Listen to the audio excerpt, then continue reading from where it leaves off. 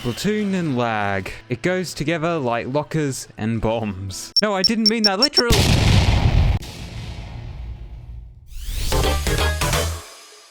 It's no surprise Splatoon has a small problem with lag. Yeah, small.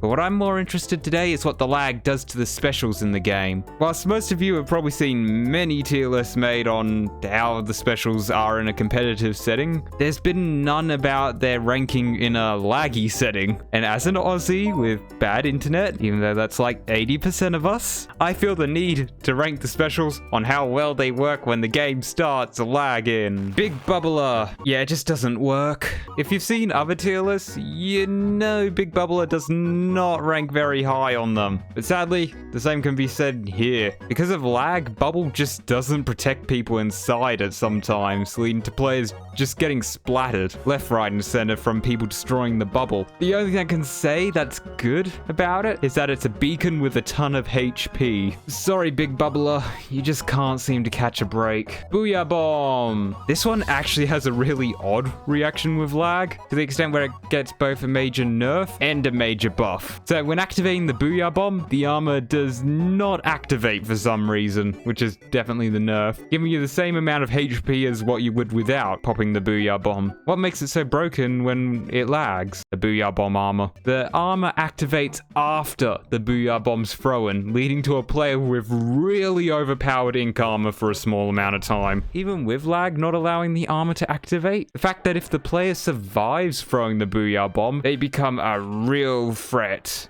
So definitely higher up on the tier list. Crab Tank. Not much to say here. I'll say it just works as well as it does with lag as it does without. Let me explain my reasoning there. Getting a one-shot with Crab is way easier when it's lagging. But you can still do that when it's not lagging. It's just that it's easier to get the combo to make it look like you've one-shot someone. The downside, however, is that the Crab Tank doesn't tank any of the damage. Meaning something like a Snipe Rider could two-shot it once it's in its spore form. Not a great trade-off if the weapon Crab's up against is a high DPS weapon, like a Sploosh or Dapples, or one that can shoot from far away. Inkjet! So this one's more funny than anything else. It's a bit better with lag, allowing it to fly higher, and out of the range of most weapons in the game. So, what's funny about this then? Well, the funny part is what happens when the special ends. The player will just start sliding around the area like crazy. What? Now, is that helpful? No, but it looks funny. Ink vac. Ugh, ouch. And lag picks up, the ink vac gets hit hard. Most ink aimed at it will just ignore the sheer fact that the special's active, splatting the player who activated it. Not really a use for this special in a laggy environment. Killer Whale 5.1. For the last update, lag would have just made Killer Whale 5.1 lock onto nothing, even if a player was in the firing ring? Hexagon? Octagon? What is that? But after the season update, this is no longer an issue, as long as you can lock onto at least one enemy player. So for that matter of fact, let's just put in just a tiny lag nerf. Kraken Royale. Wider hitbox, less knockback, that's what Kraken gets. It's better, but nothing too special. Just like normal, wait out the special, and that's really it. It doesn't really get anything major for lag, except for the ability to super jump. But I'm not counting that, as that's extreme cases of lag. And if your game's that laggy, a super jumping Kraken Royale is probably the last of your worries. A disconnect is Reef Slider. Lag really transforms this special into something OP.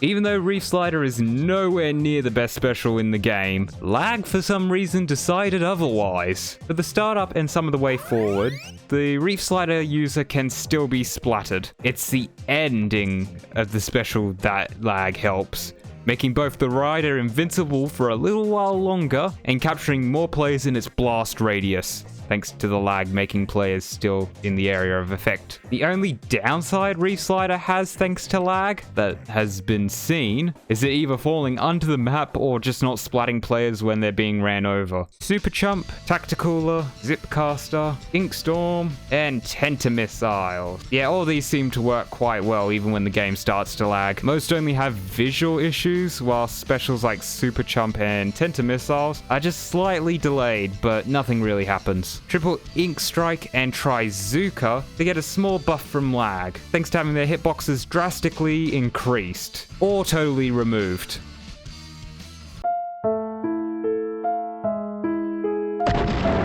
But considering their hitboxes being increased is the more common one, I'm going to put it up here, but sometimes it is down here. Ultra Stamp!